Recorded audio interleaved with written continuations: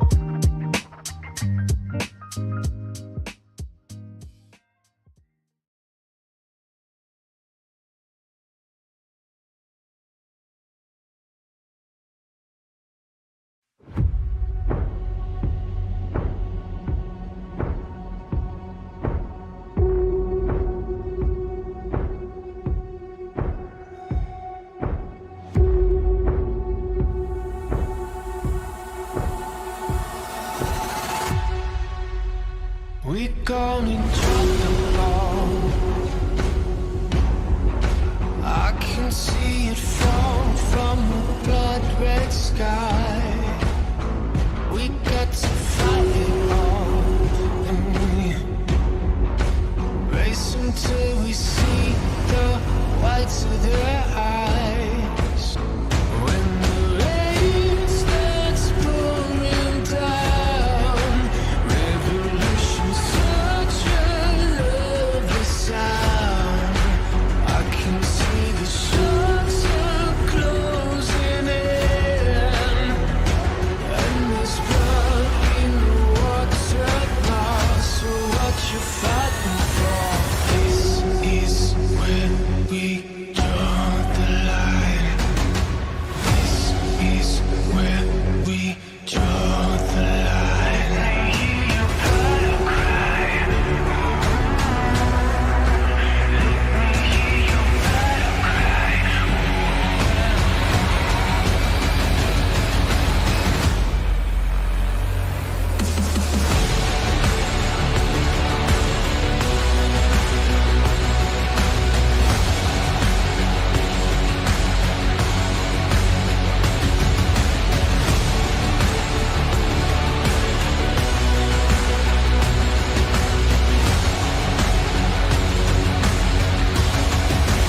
Let me hear your battle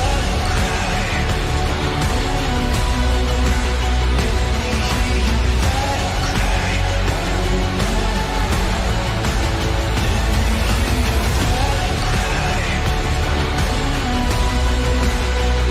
me hear your battle cry.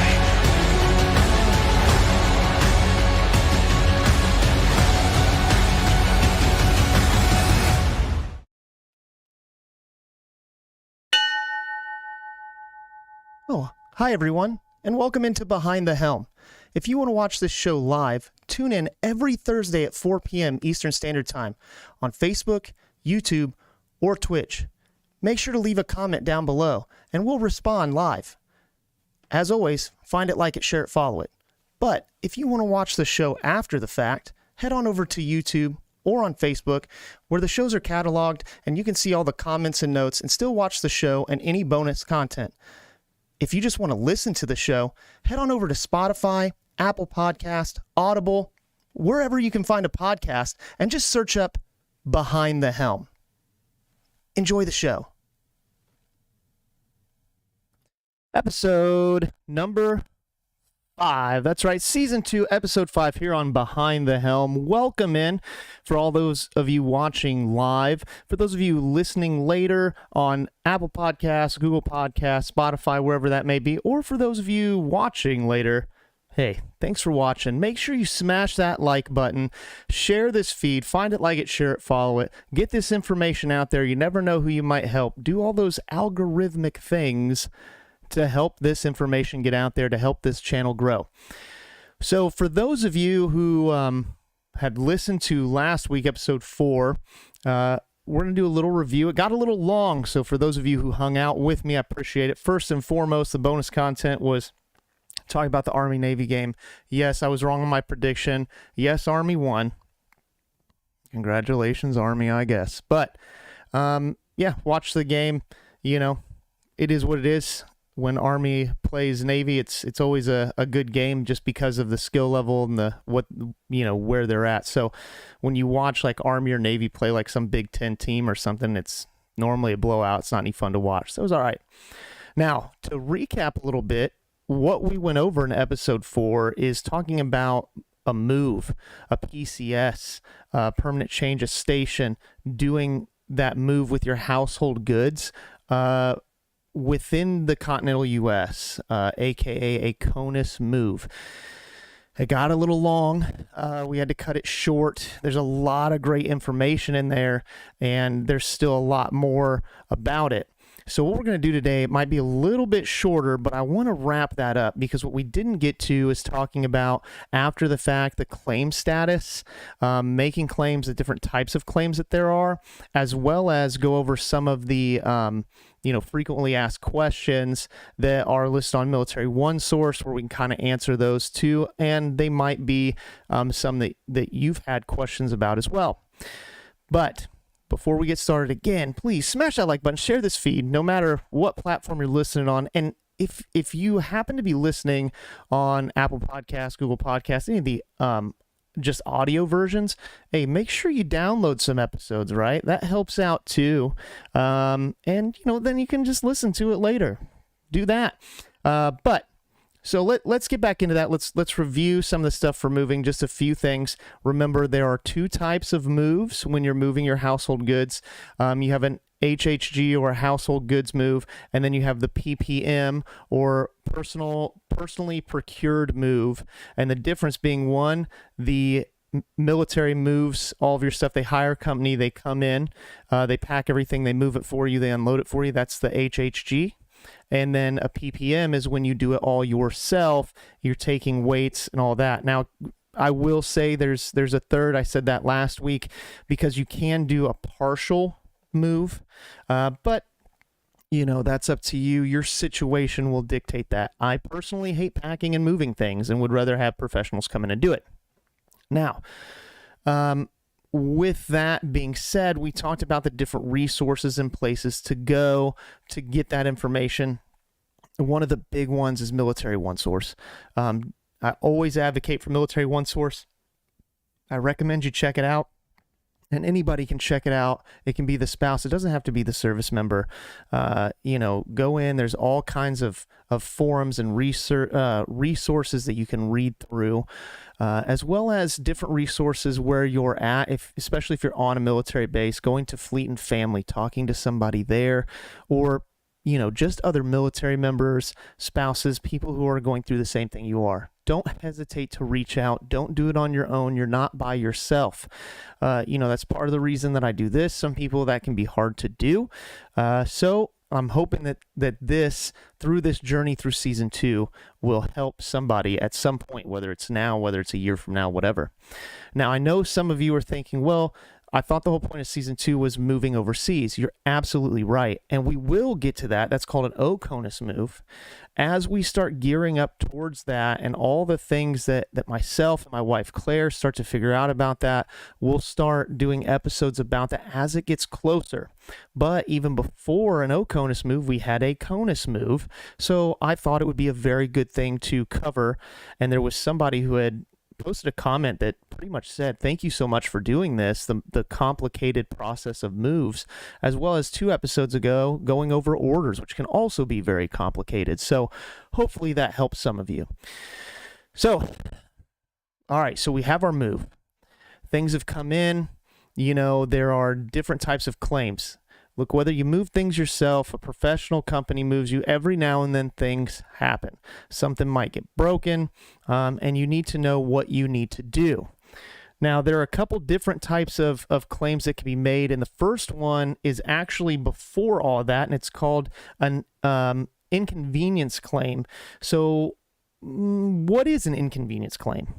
Well, an inconvenience claim is payment to a DoD customer to account for inconveniences associated with your mover's ability to meet required pickup and delivery dates, which include storage in transit and at destination location. So when they call and they give you these dates and you do that 7-day spread, if that's been guaranteed to you and it gets missed, you can actually make a claim, which is an inconvenience claim, because, hey, maybe you're working, you've taken time off work, or your spouse is taking time off work to make sure that they're there for these movers, and then they don't fulfill that.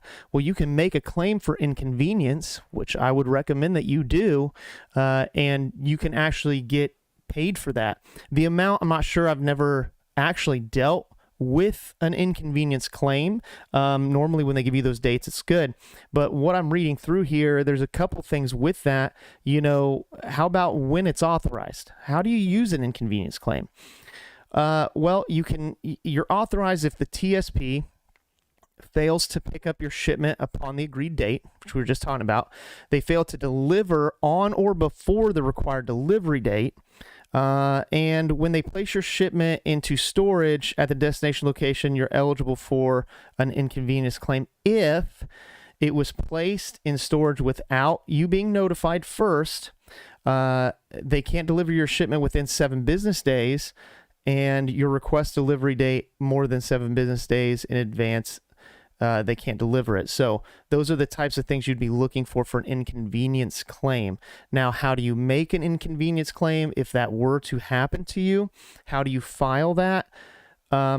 You're going to do that. First and foremost, you're going to notify the company that you're going to file a claim. You're going to fill out the inconvenience claim form from TSP and return it to them. And then you're going to use the military installations tool to contact your local transportation office for assistance. All right. So, and again, you can get those links. So that's an inconvenience claim. All right. So now, what about the other types of claims? What happens if something gets broken? Now, we covered it a little bit when they're moving things in and if they're unpacking things, and if you notice that something's broken at the time of the move, you actually can claim it right then with the movers. They have a separate form where you can list it right then and there. I will tell you that they, being the moving company, may not tell you to do that. That literally happened to us, and I'm not discounting the guys who moved our stuff in. They were actually really good guys. Some of them were very fluent in Spanish. We told them that we were going to be moving to Spain eventually, so they were like quizzing us when they were doing the numbers and the colors of the tags. They would say it in Spanish to like test us and like help us. So it was cool. They were really nice guys. However, if something is broken when it's delivered, you can list that on a claim sheet right then, because then they have eyes on it. They can see it. So we had some things broken and we didn't claim it right then. They literally said, you'll just put it on your claim later. Okay, which yes, you can do, but what if it, what if something's lost or it's damaged later? So you have loss and damage claims. All right. And these are important. This is why you want to make sure, like, if you have high value items that are shipped, that it's listed in the high value item because of insurance purposes. And, why we went over the certain, like, really high value item stuff, personal stuff that you do not ship. It's not recommended that you ship, passports, things like that. You don't want to get that lost because you can't really make a claim on it. Like, what are they going to do? You have to reapply for it. There's nothing they can do. All right. So, couple things. What do you do if you notice loss or damage to any of your items? So here's what it says. On the day of delivery, which we were just talking about, should you notice damage while the TSP is still at your residence, note the information on your notification of loss, damage at delivery form. We didn't do that.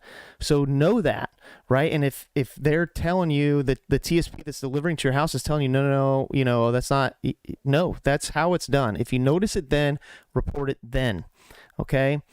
Should you find additional damage after the TSP leaves your residence, you may annotate the information on the notification of lost damage after delivery form. So that happens if you don't have them unpack everything or you haven't gone through everything. We had a couple things, really just one thing missing, which was weird. We have a couple bar stools that had covers on them, and the bar stools weren't like, put in a box. So one of the covers was just missing. Couldn't find it. So we had to claim that. And we also then had some issues with a couple things being broke. There is a note here that says if water, mold, or smoke damage is discovered, stop the move immediately and contact your local transportation office, quality assurance inspector, and move coordinator and inform them of the discovery. I've never had any issues with that, but that's basically saying, hey, if it gets moved, there's a bunch of water damage, like your boxes are soaked and it's damaged stuff inside, or it got stored and obviously it wasn't in a good storage unit and stuff is damaged, you need to stop immediately and you need to contact somebody. Now, after the fact, right, you go through your stuff, you find a few things that maybe are broken or aren't operating properly, or you can't find something. Make sure, one, before you file anything as completely lost, that you have gone through everything. How do you file that? Well, we were talking about so there's gonna be a few ways depending on who your TSP is, which is the company that's moving your stuff. They should have quality assurance contacting you and saying, hey, if you have any issues, make sure you let us know. But you do still have to file it. So when we're talking about going to the site where you set up your move, you can also go in, you can create a claim. When you create a claim, it's per item as far as, and it'll ask you, is it lost? Is it damaged? And then gives you different things that you need to put in there. So what this says is the first step in initiating a claim is to give your TSP written notice listing all the missing or damaged items for which you intend to claim. You can submit this notice in two ways. One is review and sign the notification for loss and damage at delivery form given to you by your delivery crew on delivery day, and then submit the notification. Or two, you can go on and do it through the system, and then that reports it to the TSP, which is what we did. There is a note rule change. The 180 calendar day time frame only applies to HHG shipments picked up on or after May 15th, 2020. So shipments picked up prior to that is only 75. So you have 180 calendar days. Basically, maybe you don't get everything unpacked in a day. Maybe you're not like me, as my wife would say, where I was just go because I wanted it done. But you have 180 days to file that claim. So it gives you time to go through your stuff, get everything unpacked, look through everything, make sure, if anything was broken. And I will tell you, 100%, they are professional movers. We had a few things broken. I've had a few things broken before, but what I want you to know is they're not these are professional movers. They pack it very well. They're very conscious about how they're moving things. My son has a lot of Lego sets. All right. And they're not like glued or anything. And they put them in a box, which I already knew they were going to do. And I will be 100% honest. I thought I was going to open that box and they were just going to be annihilated. I was going to be building them from scratch. But quite honestly, I didn't have to do a lot to fix them, you know? So something as fragile as that, and quite honestly, it wasn't that bad. So it's not like everything's just getting thrown all over heck and it's all going to be broken up. But things do get broken. So take the time, look through it, okay? Look through it. Are there other ways that I can send in my notification? Yeah, we just talked about that. Can I still submit my loss damage report notification if I missed getting it within that 180 calendar days? If you had a good cause to exceed the calendar day notice or 180-day notice, such as an official recognized absence or hospitalization, you know, again, certain situations are going to dictate that. Like, hey, we got everything moved, and then within a week, like, I had to have surgery, I was hospitalized or something like that. You know, you just need to discuss. But 180 days is plenty of time, assuming that you don't have any major issues come up. All right. Now, a couple things that I noticed when it comes to it. And here it says, what is a lost and damaged claim? Let's see what it says about that. It's simply just a claim that's made when you request compensation for your lost or damaged items. All right. So what documentation will be needed for a lost and damaged claim? I'm interested to see what this says, and I'll tell you what I've gone through and am dealing with still right now, because it does take a little bit of time. Okay. So what this says, what documentation do you need? When filing a claim, documentation to substantiate may not be the same for all. However, at a minimum, for items that are lost and or damaged that can't be repaired, you would need to know the replacement cost and where to purchase the item. If at all possible, please take pictures of damaged items for your files. For high-value items, antiques, jewelry, etc., appraised reports may be needed to support actual worth. Again, every claim is different. So, when you go in and you actually are filing this claim, it's going to ask you if it's lost, damaged, and you can choose if it's repairable, if it's something that like can be repaired compared to like a complete loss. All right. I will tell you that what the other system asked, or what the system asked for, was original year of purchase. It didn't ask like specific date. You know, it asks if you have a receipt, which I know that might sound ridiculous, okay? But there are some things that you may have saved receipts for, like major items or whatever. But you know, like we had, just for instance, like we had a picture that was broken, like the frame was broke and the picture was scratched. Like I got it for my wife for our 1-year wedding anniversary. You know, I know where I bought it, but I didn't have the receipt for it. Like the frame was purchased through Hobby Lobby. I printed it out, I got the picture made and then printed it through CVS. Like, no, I don't have those receipts. But what it did ask was like purchase cost. Okay. So if you know, you put the exact, if it's just an estimate, you know, you put it to the best of your ability. Okay. Then it's going to ask replacement cost. Yes, some things get depleted with time, this, that, whatever. But you know, look it up. If you know where it was purchased from, or you can look up like what a new one would be, because if it's not repairable, I don't care how old it is. If it's broken, it's broken. So find what that new cost is and put it in there. And then it also gives you the ability to upload things such as pictures, receipts, things of that nature. Take pictures, take good pictures, multiple pictures of something being broken. Okay. It's going to sound kind of silly, but like a couple of my son's Nerf guns, one of them, which is, you know, cheaper, was broken. But without really looking at it close, you wouldn't be able to tell because of where it was broke. A seam was broke, and that's all plastic molded, so there's no way it can be fixed. So, you know, take a picture of the item in whole so they can see it, and take a picture of the damage, or more than one if you can. So once that happens, it's going to get turned over to your TSP. They're going to have an assessor who's going to assess your claim. And I know that mine sent me an email, or it might have been on the system, I don't remember which, where you can mark whether or not you are willing to let it be salvaged. So if it's something that's salvageable for them, as in, hey, it's broken, we're going to take it and then salvage it for whatever they can do. Like if it's metal, if it's got metal, whatever, they can make something off of it. I would highly suggest that.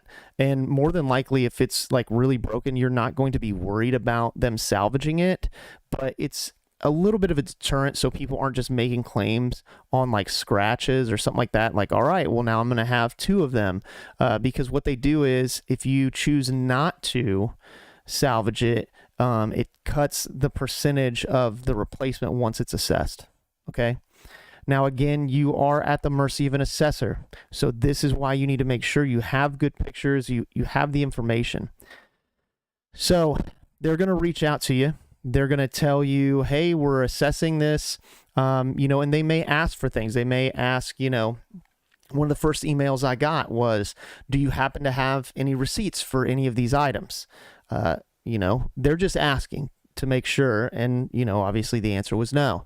More recently, as they've been going through, there were 2 items, one of which I forgot to upload any pictures of at all, that they reached out and said, as we're assessing this, there are these 2 items. One has a picture. Could you give us a few more pictures? Like we can't really see what it is.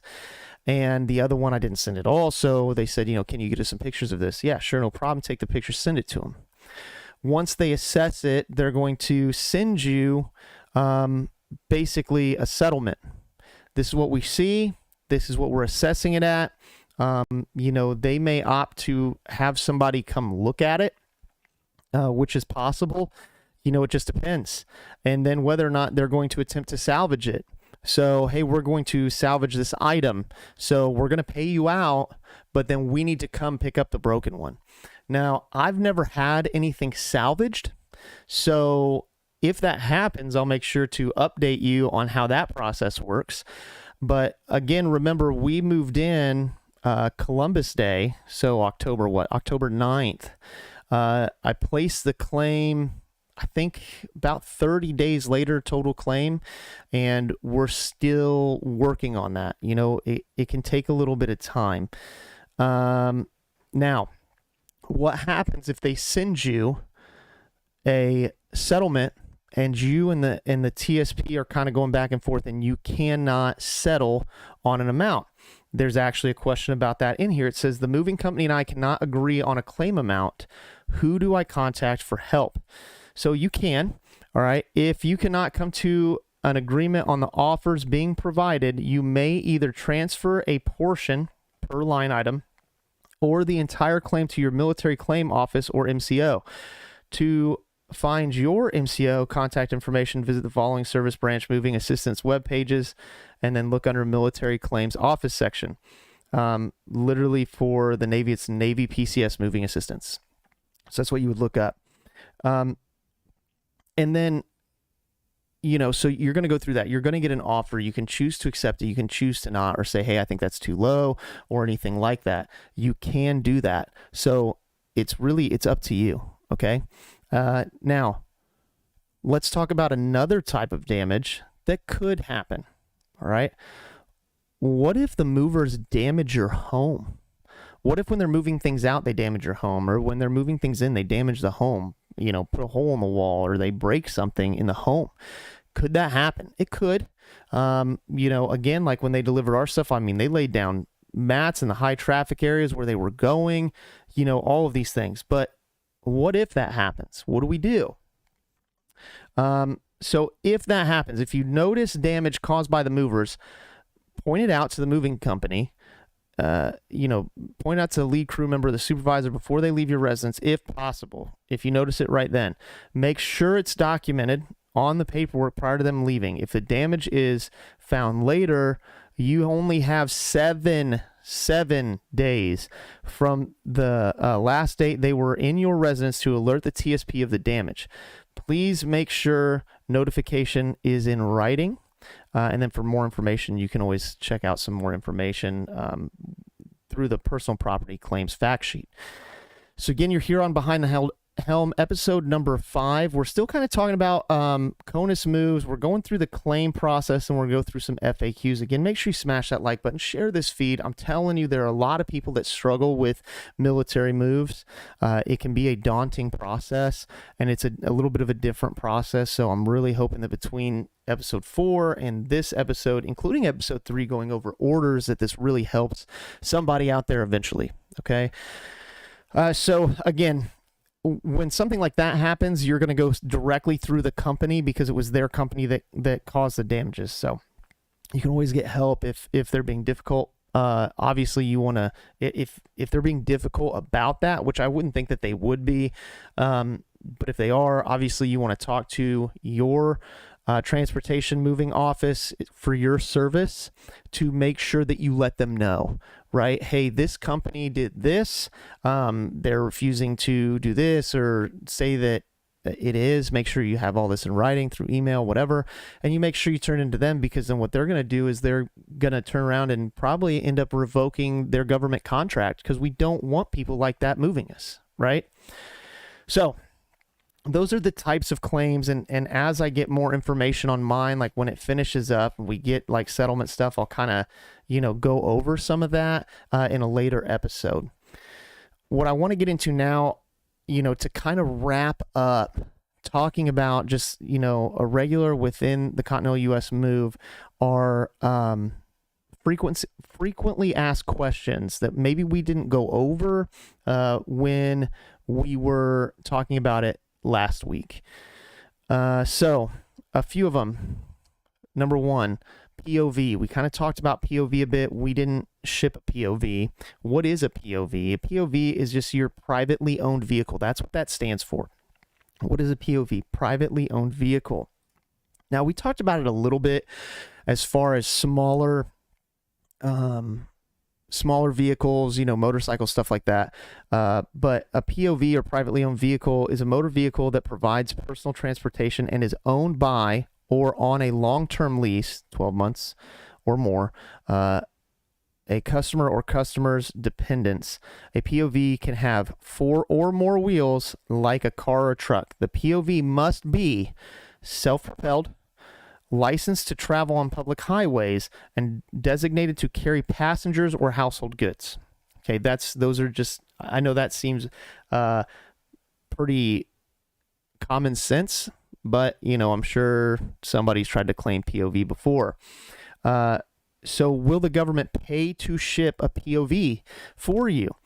You may have an entitlement to ship or store one POV at government expense when you receive permanent change of duty station orders. For CONUS, there's for CONUS to CONUS, so from within the United States to within the continental United States, from CONUS to CONUS, CONUS to OCONUS, OCONUS to OCONUS. It's a little bit different, but you have to have a permanent change of station, and it's going to be one POV. So if your family owns 2, you're going to be out the cost for the other one if you're trying to ship both, but they will. Now, I know that it had said 4 wheels or more, and we talked about this a little bit, but what about a motorcycle? Is a motorcycle considered a POV? It really just depends, right? A motorcycle, or even moped, right? If you're OCONUS, and maybe here CONUS too, but like especially OCONUS, Italy, Spain, place like that, like moped's a way to go, can be considered a POV if you are not shipping a vehicle at government expense on the same authorized travel orders. Now, the thing is, when we talked about it last week, smaller engine vehicles like that, as long as it's drained, there's certain things you have to do, like the gas, things like that. Those can be shipped, but remember, then that goes into your total weight. So you got to keep that in mind. All right. So that, that kind of talks about POVs in case you were interested about that. So we didn't really go into that too much. Obviously, there's different documentation you have to have, but if that's something you're interested in, I would encourage you, obviously, to look that up. All right. So what else? What else in the frequently asked questions did I find intriguing, or things that we didn't really go over before? Let me get down to the part I was looking for. So we talked about after the move. What if you go over your weight? What types of surveys? So what types of surveys can I be expected to fill out? Here's the thing. You don't have to fill out any type of survey, but more than likely there's going to be a few from the government based on your experience, things like that. Depending on what TSP you have, what company moved you, they may send you some just asking. It's more just asking for your input on how they did or what they can improve, stuff like that. So it's really up to you whether you take those surveys or not. The positive, if you have absolutely no problems, that doesn't mean that you don't have to do a survey. It's not just for bad things. Like, hey, if they did a great job, if they were really professional, let them know. Use those surveys to do that. Okay. Let's see. Where is it? Oh, I missed what I was looking for. I apologize. I'm trying to find these frequently asked questions, but when we were going through what we went through last week, we really covered a lot of it. So most definitely go and look at last week's episode, because that will really, really help. So let's look at, we talked about gun safes a little bit. If you have questions on gun safes, if you have an empty gun safe, they give you an extra 500 pounds on your weight limit. So that is not going to go against your weight limit. That 500 pounds isn't, because they understand, like, how are they going to penalize you for being safe, with your firearms? So they give you just a little bit of extra. That can definitely help. Can you move property from multiple locations and to multiple locations? Yes, you can. We went over that a little bit too. Just remember, it really depends. If it's like you're moving it from 2 different states, or you're moving it to 2 different states or something like that, there might be extra costs incurred on you. But when I had first moved back to Indiana, like I'd said, I moved most of it to the house, and then I had a storage unit that was probably, I think, like 10 minutes away. It didn't incur any other charge. I just told them, hey, leave that aside. That needs to go to the storage unit. And they loaded up, took it over there, and unloaded it there. Not a big deal. Let's see. So if you're shipping items back to the U.S., we'll talk more about that when we get into CONUS, but I'll go ahead and cover it a little bit. If you're shipping items back to the U.S., will the U.S. Customs and Border Protection inspect your shipment? Your shipment may be one of many Customs and Border Protection picks from an inspection. Many shipments moved back to the U.S. are inspected on the first day of packing. If you or your family are one of the chosen ones for that inspection, please make sure all of your belongings are clean and have no signs of pest infestation. So do they inspect every single one? No. But it is customs, and I think really the question, when that's gotten asked, I'm sure it's not like, oh, well, I'm trying to get away with illegal stuff. It's more of, is it going to hold up my stuff? Anybody who's ever ordered anything from overseas, just through the mail, that can extend the process. It can get held up in customs, until it gets passed through. So I'm sure that's what it's about. Not everything gets inspected, but it is possible. But here's a good one. Is there a special process to move unique items? What unique items we'll be talking about? How about like gun safes, which we already covered, but what about like, playgrounds, sheds, stuff like that, like bigger items that are really awkward, So what this says is, yes, as you navigate through the Defense Personal Property System, or DPS, you will be prompted with questions about these types of items. Be sure to include as much information as possible, and make sure during the pre-move survey you point them out to the representative. So the pre-move survey, they used to have somebody come in to your home. The one that I just did, it was literally virtual. It was a specific page I went to. Is basically you were on a Zoom call. they had you open all the cabinets beforehand just to make it easier, and you went room by room, and they would tell you, hey, can you point back over there, or can you tell me about this item, whatever, is there anything that's not going, things of that nature, so that they can, the reason that they do that is so that they know what they need to bring in order to do your pack out properly. So when it comes to some of those bigger items, some of the things that you might want to have already available is write down the dimensions, because they might also ask you, hey, I believe when they had sent it to me, they said make sure you have like a tape measure available just in case they needed to know. You want to, if you know it's going to be a unique item, that would be information to already have available. It will just make your move process easier. But are you able to move those things? Yes. Yes, you are able to move those things. Again, just understand that that's going to go towards your weight of your move. So if you have, a giant full household, plus you want to move this shed that's not like one of the Rubbermaid sheds, it's an actual like wooden structure shed, understand that it's going to be heavy, right? Or, when we talk about a playground, it's not, like one of those small playgrounds. It's like, as my son would call it, the castle, right? Like the actual big playground, like, yeah, they'll move it, but understand like that's going to go towards your weight. Okay. So can I use, this is a good one. Can I use a self-storage container for my PPM move? Like, now those are the moves where you move it yourself. And what is it talking about? A self-storage container. That would be like the pods. All right. So where they deliver it, you load the pod and then you move it that way. Can you do that? You absolutely can. But the only thing that it states here is, you need to make sure that you tell the delivering company that you need the weight of the container empty before drop off. All right. Because again, you have to have specific weights. They're looking for certain things. All right. So it lists a couple other tips. And before I get into that, just the last thing here. Again, you're here on Behind the Helm. It's going to be a little bit of a shorter episode, pretty much getting ready to wrap it up. There's not going to be any bonus content today, but I really wanted to finish up what we were going over last week. Again, episode 3, we really went over orders and how you read those and what to look at. Episode 4 last week is a very long episode. I understand that, but trust me, it's worth your time if you're going through a move.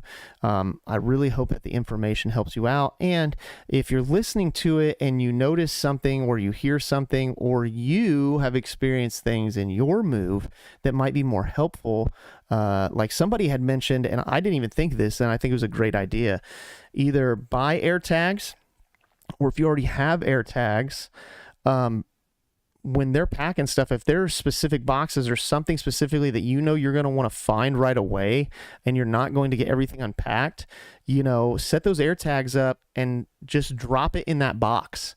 That way you can find it easily. I think that was a great idea. Like, I'd never thought of anything like that before, so if you have things like that or little tips and tricks of your own that maybe you've seen, go onto the video or wherever and post those on there, because that way people can see that. So before we get into these packing tips, let's talk about moving forward. So next week is going to be our last episode before Christmas. All right. It's going to be the 21st. It will be on Thursday. I'm sure there'll be some wonderful holiday shenanigans, probably some wonderful holiday music. Might do a tier list. Probably look at some Christmas movies, maybe Christmas songs. I don't know. I don't really know what the episode is going to be about yet. I'm going to try to talk to Petty Officer Levesque and see if he's going to be available. He's going to be going on a big deployment soon, so I would like to get him on beforehand now that he's been to the ship for a while. And I'm out of recruiting. Maybe we can talk and like reconnect. So maybe next week, not sure yet. And then we will not be back until after the new year. I don't see us being on the 28th. Probably be on the 4th. So it's going to be a couple weeks, but just, so that you're aware. Okay. So we're on episode 5 now. Episode 6 will be next week, be the last one before Christmas. And then probably won't hear from me until after the new year. It'll give me time to figure out what to go into next too, right? So We've gone over the claims, and as I get more information on that, like I said, I will continue to give that to you. We've gone over some of the FAQs, but just here are some little tips for you. All right, I'm just going to kind of bullet point these, all right? So these are from Military One Source. There are 3 categories: preparing for your move, packing and loading, unpacking and unloading at your destination. Here are the bullet points, little tips for you to kind of keep in mind. So when you're preparing to pack, stay organized by creating a moving binder. Yeah. I would say necessarily for a smaller CONUS move, it's necessary, but I will tell you that as we are starting to look at stuff to move overseas, that's going to be huge. There's a lot of information. You know, luckily the family that we were talking with before they moved showed my wife their binder. My wife's already got her binder started. I don't know, there's really a lot in it, but we have one. There is a binder. So that will really help, especially if you're an organized person. It'll really help. Create your own photo inventory. Yes, and like for instance, myself being a gunsmith and having the multiple workbenches with all the tools hanging on different pegboards, I had it very organized, but I don't think I could do that from memory, and I knew I was gonna have to take that all down as I get boxed up. So just something like that, for instance, I took pictures of all that so that when I unboxed it, I can put it back up the way I had it, because I finally got it the way I liked, right? But you can also do photo inventory of just your rooms or whatever. You know, it's a good thing too. Use clear, resealable bags to collect loose hardware during furniture disassembly. 100%. I talked about this last week. Yes, yes, and yes. They will take all of the hardware and put it in one box, the hardware box. I do not recommend it because then you're going through and you're getting these screws and all this stuff. You're like, I don't know what this goes to. But I would recommend putting it in a clear bag, labeling that bag, and actually when it comes to shelves, pictures, things like that that are hanging on the wall, I would highly suggest taking and taping that bag to that item. It will make life way easier. I did it for a few things and it really did. And then I didn't do it for other things, and I'm still finding screws that I don't know what it goes to. All right. I don't remember what it was hanging, because when I'd go to hang something, I'd just end up going to the garage and getting another one. So do that. Don't move still packed boxes. If you haven't used an item in 2 years, you probably don't need it anymore. Purge a little bit before your move. I agree. We did, you know. Now, granted, obviously, when you open a 2-year box, like you find stuff, you're like, oh, that's where that was. I was looking for that. And maybe if it was something you were actually looking for, but sometimes it's just good to get rid of some stuff. Move on less popular days. Sure. Prepare drawers and toy bins for packing by placing contents in clear, resealable plastic bags before the packers come. You can. I will tell you, drawers and things of that nature, keep an eye out. Let them know, hey, I need that emptied into something, because depending on what it is, like my son's nightstand, they literally just put moving paper in the drawer and then put the nightstand in the box, so things were kind of everywhere. It's kind of a pain. So, you know, it just could be something to watch for. Photograph the condition of your home on moving day before the packers arrive. It's good. And block off a do not pack area. We talked about that. If there are things that you're saving back before your move, you know, put it in a specific area. Let the movers know, hey, this stuff here is not going. You know, this, if you can do a whole room, great. If it's just a half of a room, whatever, have that stuff blocked off. All right. So what about during packing and unloading? Don't sign the mover's inventory until you understand and agree with everything listed. If you disagree, make sure to write it in the remarks section before you sign it. Agreed. Clean out your trash can before the packers come. Like, yeah, I've heard horror stories. I don't want to say horror stories, but I've heard stories like they're going to pack the stuff. They're not necessarily supposed to pack organic things, but like, don't expect them to take your trash out. They may not even pack your trash can if you haven't cleaned it out. And secondly, even if you've taken the bag out of it and maybe you haven't cleaned it out in a while, like, look, like they're going to put paper in it. They're probably going to put other things in it. They're going to pack it.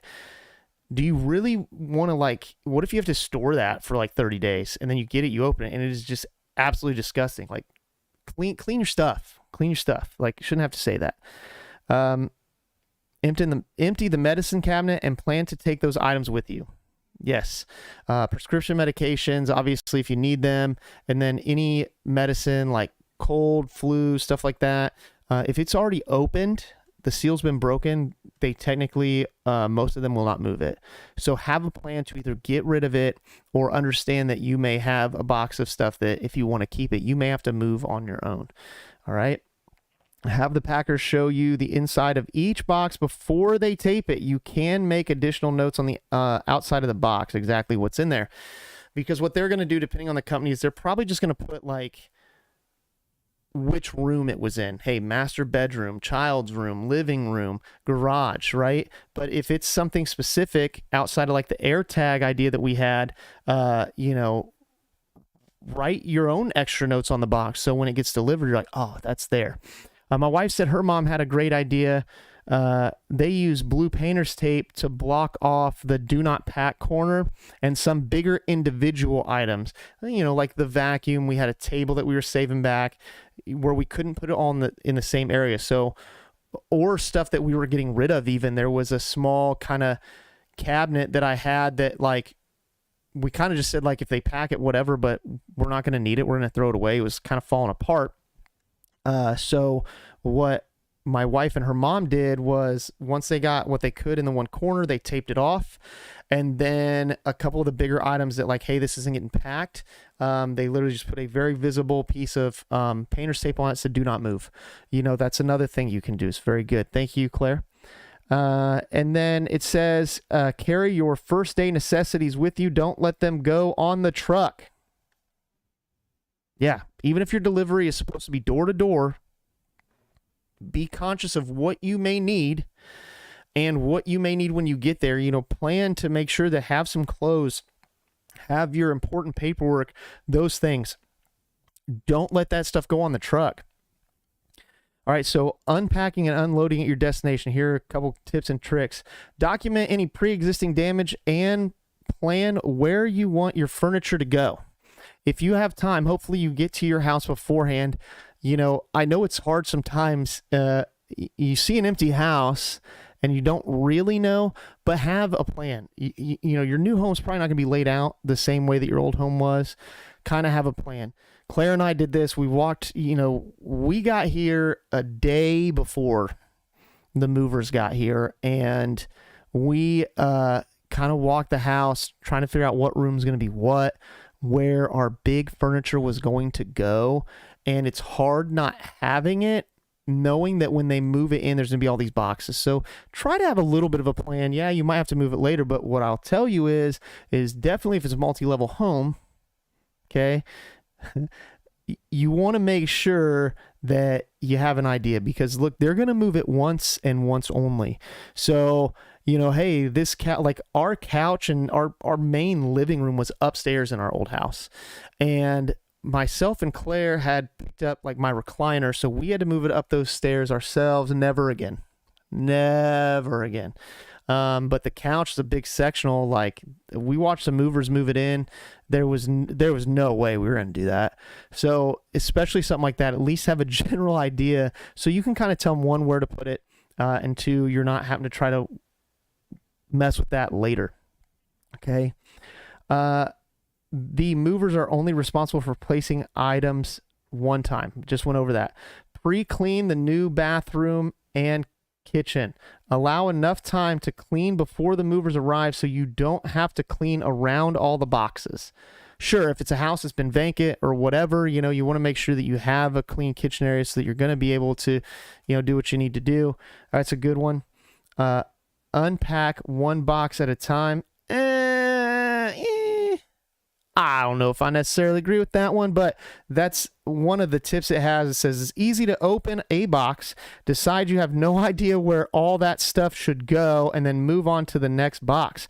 Resolve that once you open a box. You will empty it completely, then break down the box to avoid half unpacked boxes everywhere. Yeah, I can see what they're saying, but here's the problem with that, and what I know myself and Claire ran into a few times, is like you open a box, you need a few things out of there, but hey, I don't want to like pull this stuff out of there until I find these certain items.